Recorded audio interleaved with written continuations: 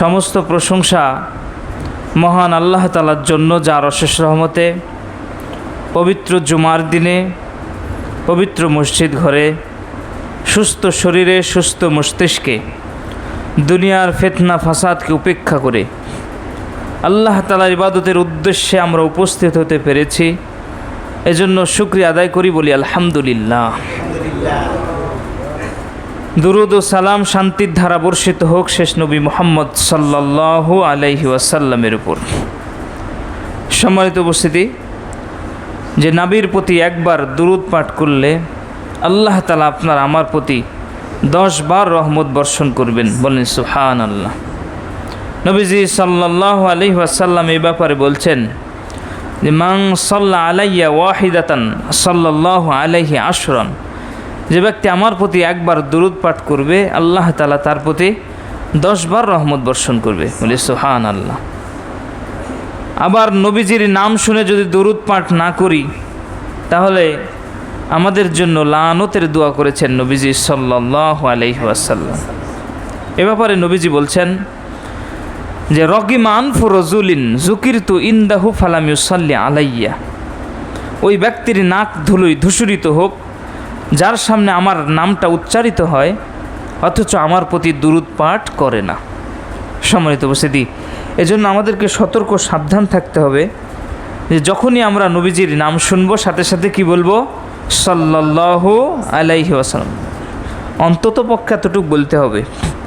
এছাড়া যদি আমরা বেশি ফায়দা চাই, বেশি উপকৃত হতে চাই, বেশি নেকি অর্জন করতে চাই, তাহলে আমাদেরকে মাঝে মাঝেই দুরুদে ইব্রাহিম পাঠ করতে হবে, যেটা আমরা 5 ওয়াক্ত সালাতের মধ্যে আমল করে থাকি শেষ বৈঠকে, ঠিক না?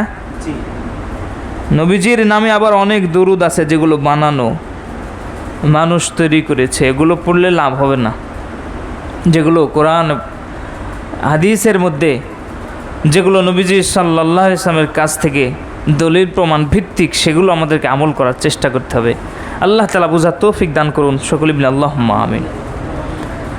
আমল যদি রাসূলুল্লাহ সাল্লাল্লাহু আলাইহি ওয়াসাল্লামের নির্দেশ মতো না হয় তাহলে সেটা যতই ভালো হোক না কেন আল্লাহ তাআলার কাছে গ্রহণীয় হবে না।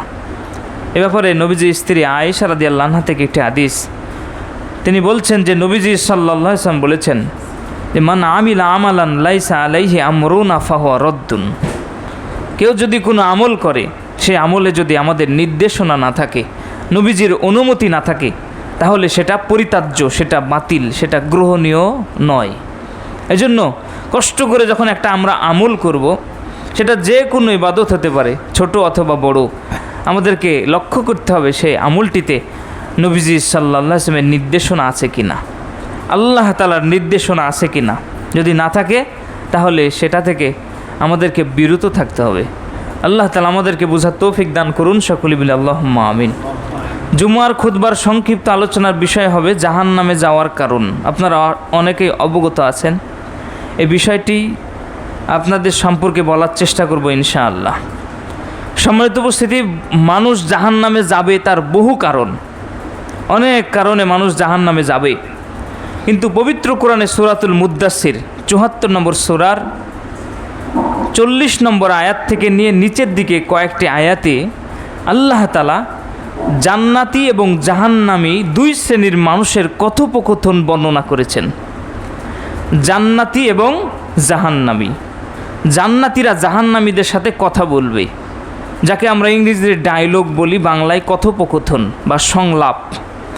তো তারা একে অপরে কথা বলেছেন, যেই কথাগুলো আল্লাহ তাআলা নোট করেছেন পবিত্র কোরআনে। কিয়ামত পর্যন্ত যত মানুষ আসবে তাদেরকে জানানোর চেষ্টা করেছেন, কারণ ওই কথোপকথনের মধ্যে জান্নাতীরা জিজ্ঞাসা করবে জাহান্নামীদেরকে যে কেন তোমরা আজকে জাহান্নামে এসেছো। এবার ওই জাহান্নামীরা উত্তর দিবে তারা যে কারণে জাহান্নামে এসেছে। তো কিভাবে শুরু হলো? পবিত্র কোরআনে আল্লাহ তাআলা বলছেন ফি জান্নাতি ইয়াতাসাআলুন, জান্নাতের মধ্যে জান্নাতীরা একে অপরে আলোচনা করবে। খুব ভালোভাবে বুঝেন, আমরাও কিন্তু একে অপরে আলোচনা করি, দোকানে বসে, আড্ডাখানায় বসে, স্টলে বসে আলোচনা করি না? আলোচনা করি। অনুরূপভাবে জান্নাতের মধ্যে জান্নাতীরা একে অপরে আলোচনা করবে। এক পর্যায়ে ওই জান্নাতীরা জিজ্ঞাসা করবে জাহান্নামীদেরকে। আল্লাহ তাআলা বলছেন আনিল মুজরিমিন, যারা অপরাধী, দুরাচারী, পাপী, জাহান্নামী, বদকার, এদের সম্পর্কে জান্নাতীরা জান্নাতের মধ্যে আলোচনা করবে। এক পর্যায়ে তারা জিজ্ঞাসা করবে, চিনবে তো? জান্নাতীরা জাহান্নামীদেরকে চিনবে। আমার ব্যবসায়িক পার্টনার, একই সাথে ব্যবসা করতাম, সে কেন আজকে জাহান্নামে? সে তো আমার ছাত্র ভাই, একই সাথে আমরা পড়াশোনা করেছি, সে কেন আজকে জাহান্নামে? সে তো আমার চাকরির কলিগ, একই সাথে আমরা চাকরি করেছি, সে কেন আজকে জাহান্নামে? সম্মানিত উপস্থিতি, সে আমার শ্রমিক ভাই, একই সাথে আমরা মাঠে কাজ করেছি, কিন্তু আজকে কেন সে জাহান্নামে? এবার জিজ্ঞাসা করবে মা সালাকাকুম ফি সাকার। জান্নাতীরা জাহান্নামীদেরকে দেখে জিজ্ঞাসা করবে। এখানে একটি প্রশ্ন, যে জান্নাত আর জাহান্নামের একটা পার্থক্য আছে। জান্নাত হলো শান্তির জায়গা, জাহান্নাম শাস্তির জায়গা। কি বলেন, ঠিক কি না? তাহলে কিভাবে তারা কথা বলবে? সম্মানিত উপস্থিতি, এর উত্তর হলো আল্লাহ তাআলাই এই ব্যবস্থাপনা করে দিবেন। আজ থেকে 20-30 বছর আগে আমরা আশ্চর্য হয়েছিলাম একটা কথা শুনে। সেই কথাটি হলো, যেমন একটা মোবাইল আসছে, যেই মোবাইলে শুধু কথা হবে, কথা নয়, যার সাথে কথা হবে তাকে দেখাও যাবে। ঠিক কিনা বলেন? আশ্চর্য হননি? কিন্তু আজকে সেই মোবাইলটা আমাদের হাতে হাতে আছে, অ্যান্ড্রয়েড ফোন। আপনি বাংলাদেশে বসে আপনার ছেলে অস্ট্রেলিয়া বা আমেরিকাতে থাকে, তার সাথে আপনি দেখে দেখে কথা বলছেন, ঠিক কিনা? তা আল্লাহ তাআলা মানুষকে মেধাবুদ্ধি দিয়ে এত দূরবর্তী স্থানকে নিকটে করার সুযোগ করে দিয়েছেন। সেই আল্লাহ তাআলাই কাল কিয়ামতের মাঠে ওই জান্নাতীদেরকে জান্নাতে থেকে থেকেই জাহান্নামীদেরকে দেখে দেখে কথা বলার সুযোগ করে দেবে। বলি সুবহানাল্লাহ। কথা বলবে, জিজ্ঞাসা করবে মা সালাকাকুম ফি সাকার, কেন তোমরা আজকে জাহান্নামে এসেছো? আজকের আলোচনার মূল বিষয়। এবার ওই জাহান্নামীরা উত্তর দিবে, ক্বালু লাম নাকু মিনাল মুসাল্লিন, আমরা যে জাহান্নামে এসেছি তার একটা কারণ হলো আমরা মুসল্লি ছিলাম না। কি ছিলাম না বলেন? কথা বোঝা যায় আমার? তাহলে আমার সাথে কথা বলতে হবে। এটা একটা ক্লাসের মতো, কিছু শিখতে হবে, তাই তো? আমি দূর থেকে এসেছি আপনাদের কাছে, কিছু শিখবেন, এই জন্যই তো। সম্মানিত উপস্থিতি, গতানুগতিক খুতবার চেয়ে এটা একটা আলাদা খুতবা। আপনারা অর্থ দিয়ে, সহযোগিতা করে, শ্রম দিয়ে এই ব্যবস্থাপনা করেছেন যে কিছু আমরা শিখবো, জানবো। তাহলে অমনোযোগী হবেন না, এখানে গুরুত্ব দেন, খেয়াল করেন। আল্লাহ তাআলা আমাদেরকে তৌফিক দান করুন। সকলে বলি আল্লাহুম্মা আমিন। তো এবার ওই জান্নাতীরা জিজ্ঞাসা করবে, কেন তোমরা জাহান্নামে? জাহান্নামীরা উত্তর দিবে, আমরা মুসল্লি ছিলাম না। এবার বলেন, মুসল্লি কাকে বলে? মুসল্লি শব্দটি কিন্তু আরবি শব্দ। আমরা প্রচলিত ভাষায় নামাজি বলে থাকি, ঠিক কি না? কিন্তু এটাকে বলা হচ্ছে আরবিতে মুসল্লি। যারা সালাত আদায় করে তাদেরকেই মুসল্লি বলা হয়। এই শব্দটি আল্লাহ তাআলা ব্যবহার করেছেন।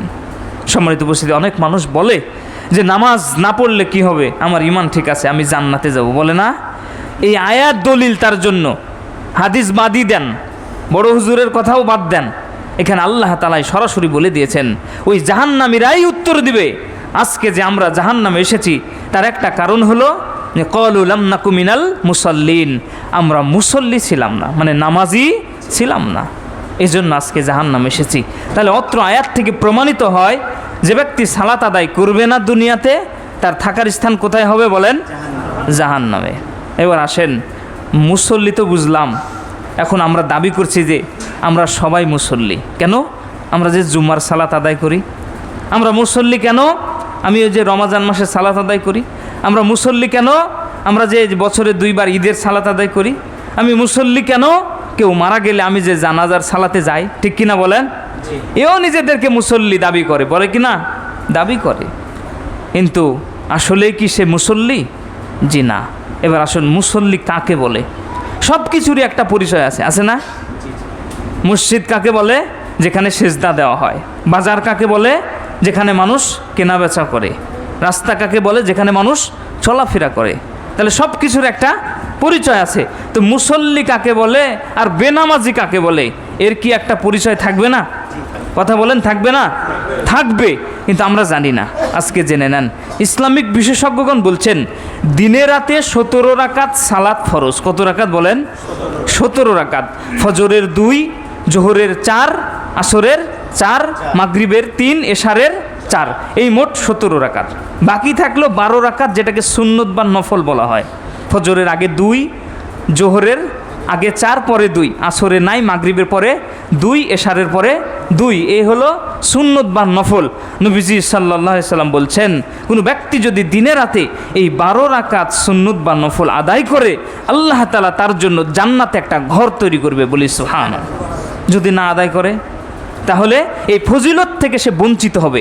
কিন্তু মূল বিষয় যেটা আপনাদেরকে বোঝাতে চাচ্ছি, তার যে গুনাহ লিখা হবে কথা নয়, এটা বলা হয়নি। সে ফজিলত পাবে না, কিন্তু আমি যে প্রথমে বললাম দিনে রাতে যে 17 রাকাত সালাত ফরজ, এর কোনো এক রাকাত বাদ দিলে সে অবশ্যই গুনাহগার হবে। হবে কিনা বলেন? জি হবে। গুনাহগার হবে। বিষয়টি এমন নয় যে সালাত পড়লে নেকি হয়, না পড়লে সমস্যা নাই, এরকম নাকি? অনেক মানুষ কিন্তু এরকম মনে করে, কিন্তু এটি নয়। এটি হলো সুন্নত নফলের বেলায় যদি আপনি আদায় করেন, এটা আপনার জন্য বেশি নেকি লিখা হলো আপনার আমল নামায়। যদিও এটারও গুরুত্ব আছে, সুন্নত পড়লে ফজিলত পাবেন, না পড়লে সমস্যা নাই, এটা না। কারণ আপনাকে সুন্নত পড়তে হবে। দেখা যাবে অনেক সময় ফরজ আপনার ইবাদতের ঘাটতি, তখন এই সুন্নতগুলো ফরজ বরাবর করা হবে। সুবহানাল্লাহ। এজন্য এগুলো পড়তে হবে, ছেড়ে দেওয়া যাবে না। তবে আমি যেটি বোঝাতে চাচ্ছি যে এই 17 রাকাত, এটাকে বলা হচ্ছে ফরজ। ফরজ মানে বুঝেন তো? আমাদের সমস্যাই হলো না জানা, এজন্য এগুলোকে আমরা মূল্যায়ন করতে পারিনি। ইসলামের বিবিধ বিধান যেগুলোকে ফরজ বলা হয়, এই ফরজ মানে না জানার কারণে এটাকে মূল্যায়ন করতে পারিনি। এই ফরজ বিধানগুলো আমরা আমলে বাস্তবায়নও করতে পারিনি। তার মধ্যে একটা সালাত, এটা যে ফরজ, আল্লাহ তাআলা পবিত্র কোরআনে 80-এরও অধিক জায়গায় সালাতের কথা বলেছেন, যে সালাত আদায় করতে হবে। সম্মানিত উপস্থিতি, ছোট্ট সূরা সকলেরই জানা আছে, সূরাতুল কাউসার, যেখানে আল্লাহ তাআলা বলছেন ফাসাল্লি লিরাব্বিক, তোমার রবের উদ্দেশ্যে সালাত আদায় করো। এখানে আল্লাহ তাআলা আদেশ করেছেন। সম্মানিত উপস্থিতি, তাহলে আল্লাহ তাআলা যেহেতু অর্ডার করেছেন, অবশ্যই এটা ফরজ, এটা আদেশ সূচক বাক্য। দিনে রাতে এই 17 রাকাত সালাত আপনাকে আমাকে আদায় করতেই হবে। আমরা জানি দাঁড়িয়ে নামাজ পড়তে হয়। যদি আপনি অসুস্থ থাকেন, নামাজের মাফ দেওয়া হয়নি, বসে বসে আপনাকে সালাত পড়তে হবে। আপনি বসে সালাত পড়তে পারছেন না, শুয়ে শুয়ে পড়তে হবে। শুয়ে শুয়ে সালাত আপনি পড়তে পারছেন না, তাহলে সালাতের মাফ নাই, আপনাকে ইশারাতে পড়তে হবে। এরপরেও সালাত আদায় করতে হবে, কারণ এটাকে ফরজ বলা হয়। সম্মানিত উপস্থিতি, এমন একটা জায়গায় গেছেন, কোন দিকে কিবলা আপনি নির্ধারণ করতে পারছেন না, কাউকে জিজ্ঞাসা করবেন সেই লোকটাও নাই, তাহলে কি আপনার সালাতের মাফ আছে? মাফ নাই। আপনার এই মেধা মস্তিষ্ক যেদিকে বলবে এদিকে কেবলা হতে পারে, সেদিকে মুখ করেই সালাত আদায় করতে হবে। কারণ কি? এটাকে ফরজ করা হয়েছে। সম্মানিত উপস্থিতি, তাহলে আমি বোঝাতে চাচ্ছিলাম, এই দিনে রাতে 17 রাকাতের কোনো এক রাকাত যদি কেউ বাদ দেয়, ইসলামিক বিশেষজ্ঞগণ বলছেন তাহলে সে বেনামাজি, সে আসলে নামাজি নয়। এবার মিলায় দেখেন যে আমরা আসলে নামাজি হতে পেরেছি কিনা। যদি না হতে পারি, তাহলে সেই কাল কিয়ামতের মাঠে ওই জান্নাতীদের প্রশ্নের উত্তরে ওই জাহান্নামী সেজে আমাদেরকেও বলতে হবে যে ক্বালু লাম নাকু মিনাল মুসাল্লিন, আমরা মুসল্লি ছিলাম না, এজন্য আজকে জাহান্নামে এসেছি। সম্মানিত উপস্থিতি, বোঝাতে চাচ্ছিলাম জাহান্নামে যাওয়ার একটা কারণ হলো নামাজ না পড়া। কাল কিয়ামতের মাঠে প্রথম যে হিসাব নেওয়া হবে সেটি হলো নামাজের। নবীজি সাল্লাল্লাহু আলাইহি ওয়াসাল্লাম বলছেন, আউয়ালু মা ইউহাসাবু বিহিল আবদু ইয়াউমাল কিয়ামাতি আস-সালাহ, কিয়ামতের মাঠে প্রথম যে হিসাব নেওয়া হবে সেটি হলো নামাজ। ফাইন সালুহাত ফাকাদ আফলাহা, যার নামাজের হিসাবটা ঠিক হবে ওই ব্যক্তি সফল হবে। ওয়াইন ফাসাদাত ফাকাদ খাবা ওয়া খাসিরা, যার নামাজের হিসাবটা ঠিক হবে না ওই ব্যক্তি ক্ষতিগ্রস্ত হবে, ভীত সন্ত্রস্ত হবে। সম্মানিত উপস্থিতি, এজন্য নবীজি সাল্লাল্লাহু আলাইহি সাল্লাম নামাজের ব্যাপারে এত গুরুত্ব আরোপ করেছেন। নবীজি সাল্লাল্লাহু আলাইহি সাল্লাম বলছেন, মুরু আওলাদাকুম বিসসালা ওহুম আবনাউ সাবঈ সিনিন, হে মানুষ, তোমরা তোমাদের সন্তানদেরকে সালাতের জন্য বলো যখন তাদের বয়স 7 বছর। ওয়াজরিবুহুম ওহুম আবনাউ আশরি সিনিন, যদি তাদের বয়স 10 হয় আর তোমার সন্তান যদি নামাজ আদায় না করে, তাহলে নামাজের জন্য তাকে প্রহার করো, পিটাও, পিটিয়ে তাকে সালাত আদায় করাও। সম্মানিত উপস্থিতি, কারণ কি? এই নামাজ ছাড়া বাঁচার কোনো পথ নাই। নামাজ ছাড়া কোনো মানুষ যদি মৃত্যুবরণ করে সে তো জাহান্নামে যাবেই, এটা তো একটা বিষয় আছেই, কিন্তু দুনিয়াতেও তার শাস্তি আছে। আপনারা একটা বই পড়েছেন কিনা জানি না, হুকমু তারিকিস সালাহ, সালাত ত্যাগকারীর বিধান। সালেহ আল উসাইমিন রহিমাহুল্লাহ বইটি লিখেছেন। বিভিন্ন ভাষায় এই বইটি অনুবাদ হয়ে বিশ্বের বিভিন্ন দেশে প্রচার করা হয়েছে বিনামূল্যে, যাতে করে একটা বেনামাজি এই ভয়ের কথাগুলো শুনে নামাজি হওয়ার চেষ্টা করে। সেখানে তিনি বেনামাজির পরকালীন শাস্তির পাশাপাশি দুনিয়ায় বেনামাজির যে কিছু শাস্তি আছে এগুলো উল্লেখ করেছেন। তার মধ্যে কয়েকটি কথা আপনাদেরকে বলতে চাই। সেখানে প্রায় 5 থেকে 6টি কথা তিনি বলেছেন যে বেনামাজির পার্থিব শাস্তি। 1 নম্বরে, বেনামাজি অভিভাবক হতে পারবে না, মানে ওলি হতে পারবে না। কারণ হাদিসের মধ্যে বেনামাজিকে কাফের বলা হয়েছে। রাসূলুল্লাহ সাল্লাল্লাহু আলাইহি সাল্লাম বলছেন, আল আহাদুল্লাযী বাইনানা ওয়া বাইনাহুম আস-সালাহ ফামান তারাকাহা ফাকাদ কাফারা। একজন আল্লাহর বান্দা আর মুশরিক, নবীজি সাল্লাল্লাহু আলাইহি সাল্লাম বলছেন, তাহলে বিধর্মীদের সাথে আমাদের চুক্তি হবে নামাজ দিয়ে।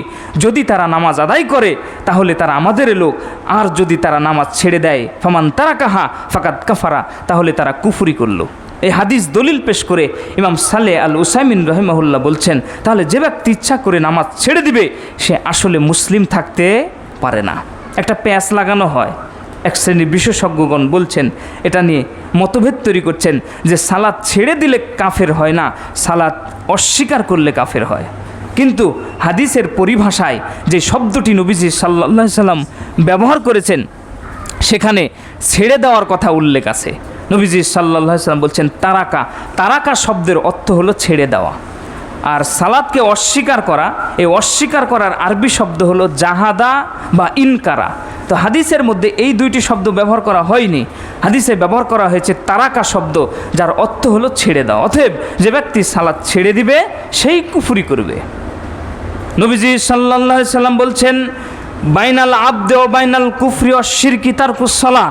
একজন আল্লাহর বান্দা আর মুশরিকের মধ্যে পার্থক্য হলো নামাজ।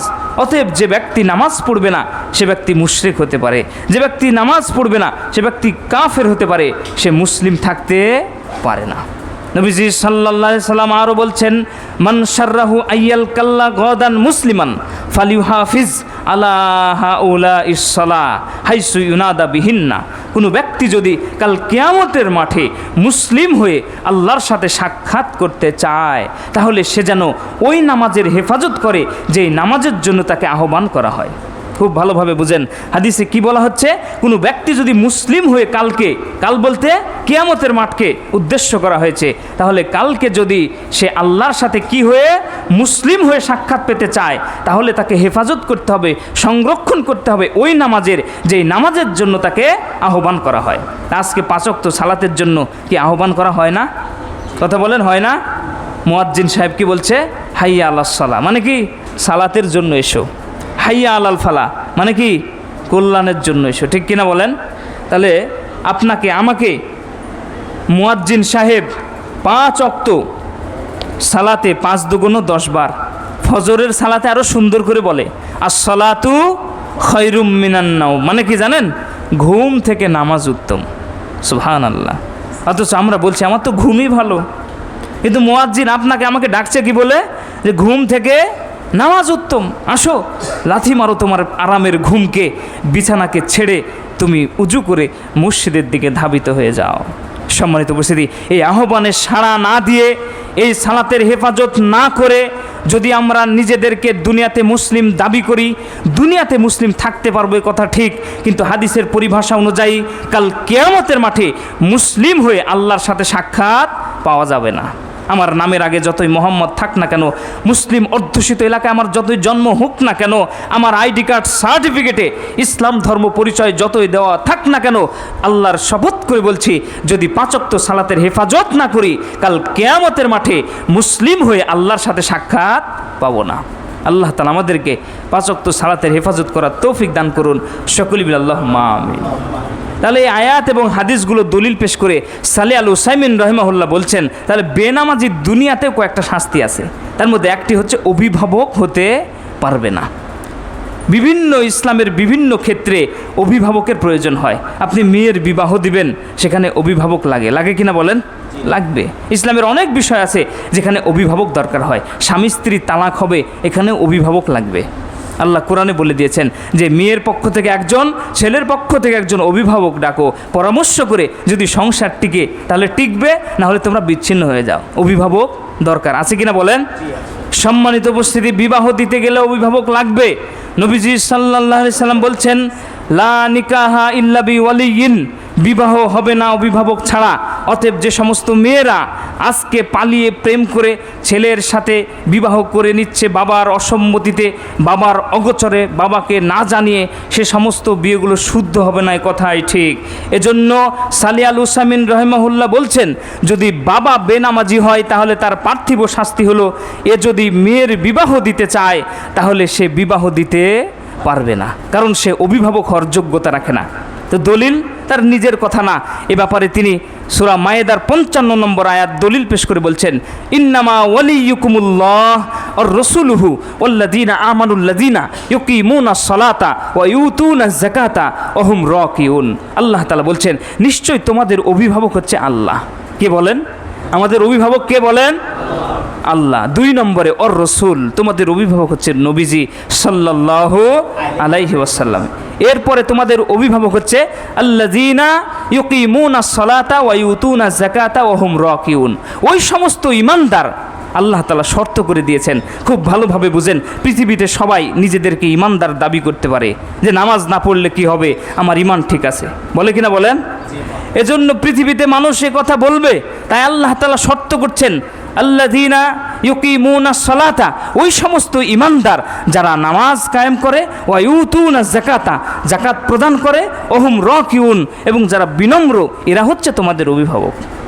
নাহলে বেনামাজি অভিভাবক হতে পারে না। কিন্তু দুঃখজনক হলেও সত্য, আজকে বিয়ে তো দূরের কথা, বিয়ের অভিভাবক তো দূরের কথা, সব ক্ষেত্রেই যে আমাদের অভিভাবক আজকে হয়েছে সেই লোকটা বেনামাজি। কথা বলেন ঠিক কিনা?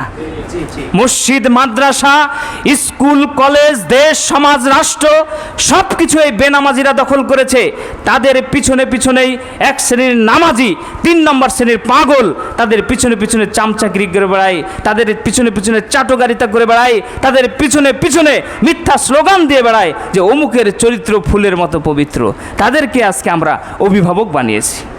কাল কিয়ামতের মাঠে অবশ্যই জবাবদিহি করতে হবে, কারণ আল্লাহ তাআলা বলবেন যে আমি তোমাদেরকে নির্দেশনা দিয়েছিলাম, তোমাদের অভিভাবক হচ্ছে আল্লাহ, তোমাদের অভিভাবক রসুল, তোমাদের অভিভাবক ওই সমস্ত ঈমানদার যারা নামাজ পড়ে, যাকাত দেয় এবং যারা বিনম্র, এরা হচ্ছে তোমাদের অভিভাবক। এদেরকে বাদ দিয়ে কাকে তুমি অভিভাবক হিসেবে বাছাই করেছিলে? আল্লাহ তাআলা আমাদেরকে বোঝার তৌফিক দান করুন, সকলে বলি আল্লাহুম্মা আমিন। বলছিলাম বেনামাজির পার্থিব অনেকগুলো শাস্তি আছে, আমি ওদিকে যাচ্ছি না, এটা লম্বা বিষয়, মাসলা মাসাইলের বিষয়। সম্মানিত উপস্থিতি, আমি বোঝাতে চাচ্ছিলাম জাহান্নামে যাওয়ার কারণ। 1 নম্বর কারণ হলো যারা নামাজ পড়বে না তারা জাহান্নামে যাবে। কি কথা বোঝা গেল? 2 নম্বর আসেন, ওয়ালাম নাকুনু তুতিমুল মিসকিন, সূরা মুদ্দাসির 40 নম্বর আয়াত থেকে নিচের দিকে। এবার জাহান্নামীরা উত্তর দিচ্ছে, আমরা যে জাহান্নামে এসেছি তার 2 নম্বর কারণ হলো মিসকিনদেরকে খাদ্য দিতাম না। কি দিতাম না বলেন? খাদ্য দিতাম না। এটাও একটা বড় বিষয়। এখন বলেন মিসকিন কাকে বলে? মিসকিনকে খাদ্য দিতে হলে মিসকিনকে তো আগে চিনতে হবে, ঠিক কি না? ফকির আর মিসকিন এই দুইটি খুব পাশাপাশি একটা পরিভাষা। কে যে ফকির আর কে মিসকিন আমরা এটা নির্ণয় করতে পারি না। আজকে জেনে নেন, মিসকিন বলা হয় যার অভাব আছে, চাইতে পারে না, একে বলা হয় মিসকিন। আর ফকির বলা হয় যে অভাব আছে কিন্তু লজ্জাও করে না, সহজেই মানুষের কাছে চায়, একে বলা হয় ফকির। ওই যে আপনি বাজারে দাঁড়িয়েছেন, একজন লোক এসে বলছেন আমাকে 2 টাকা দেন, তাহলে এই ব্যক্তিকে আমরা কি বলবো? ফকির। আর যার অভাব আছে কিন্তু চাইতে পারে না, একে বলা হয় মিসকিন। এই আয়াতের মধ্যে মিসকিনের কথা বলা হয়েছে। আল্লাহ তাআলা বলছেন সেদিন ওই জাহান্নামীরা উত্তর দিবে, ওয়ালাম নাকুনু তুতিমুল মিসকিন। আজকে যে আমরা জাহান্নামে এসেছি তার একটা কারণ হলো মিসকিনদেরকে আমরা খাদ্য দিইনি, এজন্য জাহান্নামে এসেছি। সম্মানিত উপস্থিতি, এই মিসকিনটা আপনার প্রতিবেশী হতে পারে, এই মিসকিন আপনার বন্ধু হতে পারে, এই মিসকিন আপনার আত্মীয় হতে পারে।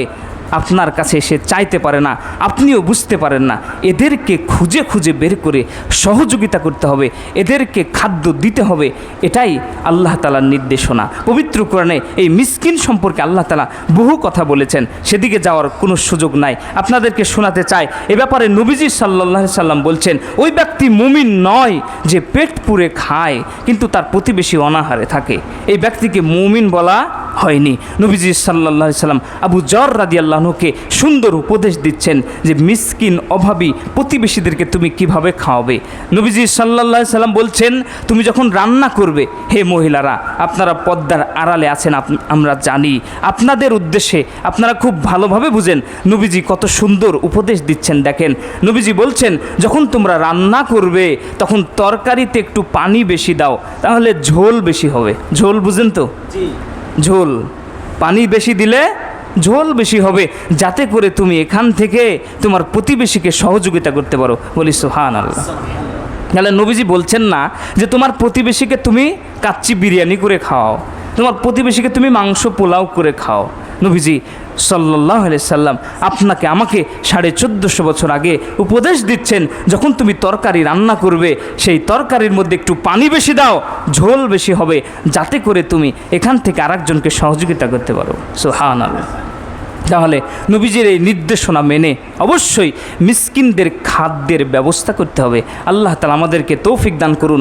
সকলে বলি আল্লাহুম্মা আমিন।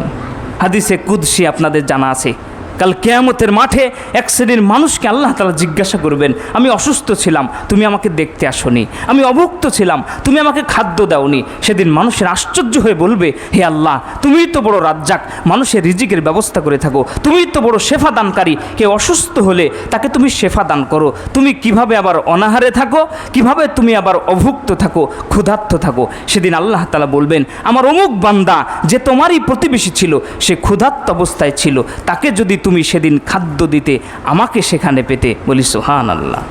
আমার অমুক বান্দা যে তোমার প্রতিবেশী ছিল, সে অসুস্থ ছিল, তাকে যদি তুমি দেখতে যেতে, তাহলে আমাকে সেখানে পেতে।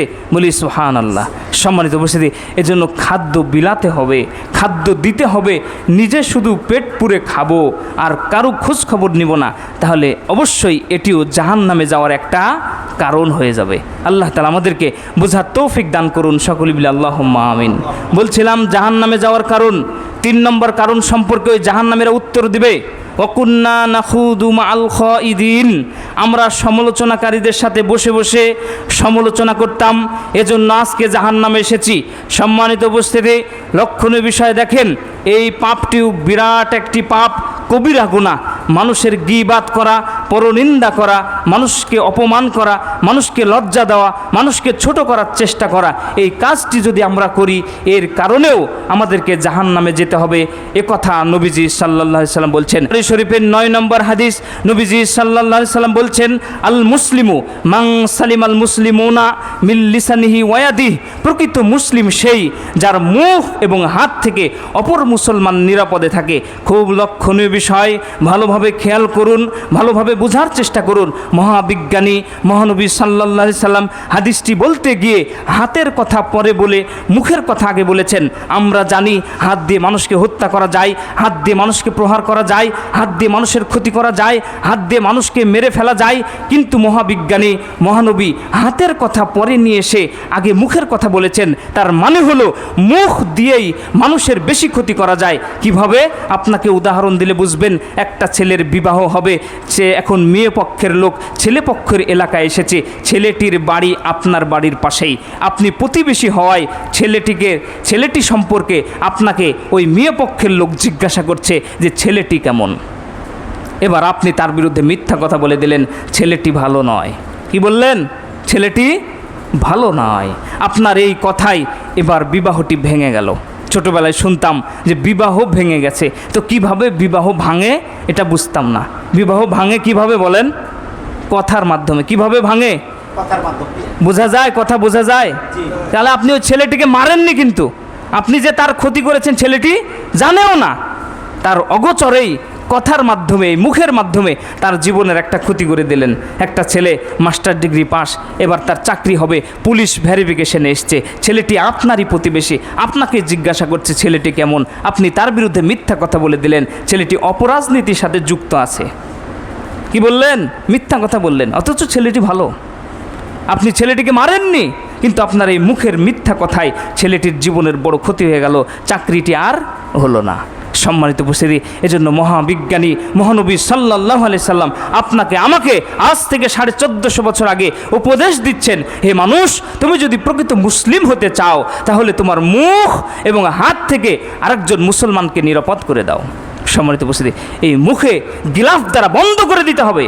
এই বাক শক্তি আল্লাহ তাআলা আপনাকে আমাকে দিয়েছেন, চাইলে তিনি এটা আপনাকে আমাকে বোবা বানাতে পারতেন না? আপনার আমারই প্রতিবেশী, আপনার আমারই বন্ধু, যারা জন্ম থেকে বোবা কথা বলতে পারেন, আছে না? অনেক মানুষ আছে। এরপরে আপনি বলবেন আমি তো বোবা নই, আমি তো কথা বলতে পারি, সমস্যা কি? আপনি যদি সারাদিন এই পরনিন্দা করে বেড়ান, আল্লাহ যদি ইচ্ছা করে আপনার এই বাক শক্তি আবারও কেড়ে নিতে পারে। আপনারা একটা রোগের নাম জানেন, ব্রেন স্ট্রোক। যে ব্রেন স্ট্রোক করলে মানুষের মুখ বাঁকিয়ে যায়, কথা বন্ধ হয়ে যায়। পৃথিবীতে এমন অনেক মানুষ আছে যারা আগে কথা বলতে পারতো, এখন কথা বলতে পারে না। সেই আল্লাহকে ভয় করে এই মুখের যথাযথ ব্যবহার করার চেষ্টা করুন। নবীজি সাল্লাল্লাহু আলাইহি সাল্লাম বলছেন, ফালিয়াকুল খৈরান আও লিয়াসমুত, কথা বললে ভালো কথা বলো, আর না হলে চুপ করে থাকো। এত কথা বলার অধিকার আপনার নাই। নবীজি সাল্লাল্লাহু আলাইহি সাল্লাম সম্পর্কে সাহাবীরা মন্তব্য করছেন যে নবীজি এত কম কথা বলতেন যেন তার কথাগুলো গুনে গুনে রাখা যেত।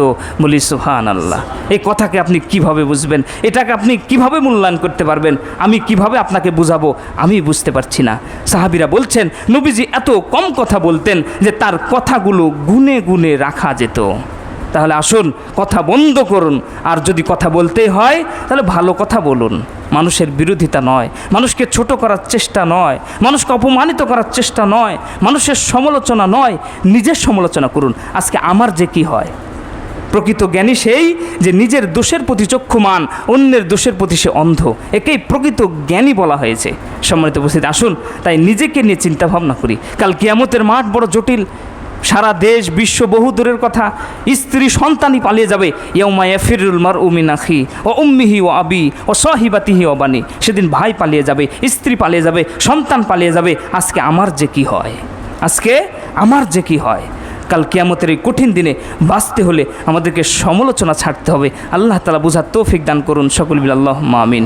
সম্মানিত উপস্থিতি, বোঝাতে চাচ্ছিলাম জাহান্নামে যাওয়ার কারণ। সময় সংক্ষিপ্ত, আর দীর্ঘায়ু করছি না। তাহলে 1 নম্বর বলেছি, যারা সালাত আদায় করবে না তারা জাহান্নামে যাবে। 2 নম্বর, যারা মিসকিনদেরকে খাদ্য দিবে না তারা জাহান্নামে যাবে। 3 নম্বর, যারা সমালোচনা করবে, মানুষের গীবত নিন্দা করবে, এরা জাহান্নামে যাবে। আসুন যে কাজগুলো করলে জাহান্নামে যেতে হবে সেগুলো বর্জন করার চেষ্টা করি, যেগুলো আদায় না করলে জাহান্নামে যেতে হবে সেগুলো আদায় করার চেষ্টা করি। আল্লাহ তাআলা আমাদেরকে তৌফিক দান করুন, সকলে মিলে আল্লাহুম্মা আমিন। হে আল্লাহ, তুমি আমাদেরকে দ্বীনের মধ্যে পরিপূর্ণভাবে প্রবেশ করার তৌফিক দাও, আল্লাহুম্মা আমিন। আমাদের পিতামাতা যারা মারা গেছে তাদের কবরের শাস্তি তুমি মাফ করে দাও, আল্লাহুম্মা আমিন। আমাদের আত্মীয় স্বজন যারা মারা গেছে তাদেরকে তুমি ক্ষমা করে দাও, আল্লাহুম্মা আমিন। হে আল্লাহ, আমরা যারা ঋণগ্রস্ত আছি আমাদের ঋণ পরিশোধের তৌফিক দাও, আল্লাহুম্মা আমিন। হে আল্লাহ, আমরা যারা অসুস্থ আছি তুমি আমাদেরকে সুস্থতা দান করো, আল্লাহুম্মা আমিন। আমরা যা শুনলাম এই জুমার খুতবায়, এগুলো অনুযায়ী আমাদের জীবনকে গড়ার তৌফিক দান করো, আল্লাহুম্মা আমিন।